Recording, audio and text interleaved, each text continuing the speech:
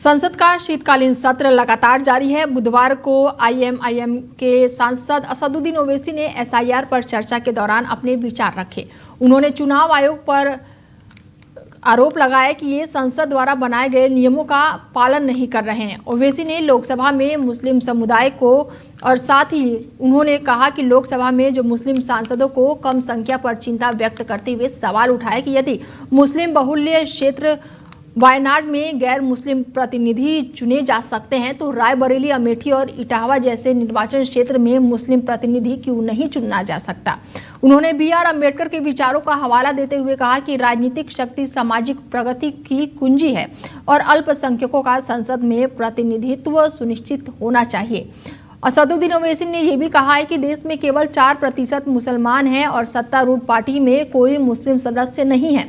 उन्होंने कांग्रेस और समाजवादी पार्टी पर भी निशाना साधते हुए कहा कि धर्मनिरपेक्ष पार्टियों में भी मुसलमानों का उचित प्रतिनिधित्व नहीं है। Sir, I would like to point out at the outset that SIR is violative of parliamentary legislation.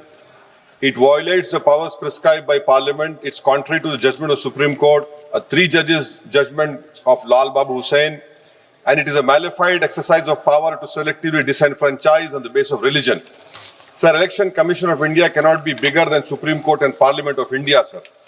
Sir, may I point out to you, sir, the representation of the RP Act of 1950 and Registration Electoral Rules 1960 prescribe that inclusion in the electoral roll will be based on self-declaration of citizenship backed by 106 documents or entity prescribed in Form 6 of 1960 rules, including Aadhaar.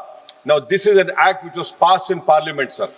Supreme Court, in its Lal Babu Hussain judgment, held that once an voter has been included in the electoral roll, there is a presumption that they are citizens and they cannot be removed except by an inquiry into the citizenship of the individual voter and giving them an opportunity of hearing after informing the basis on which doubt arose concerning citizenship.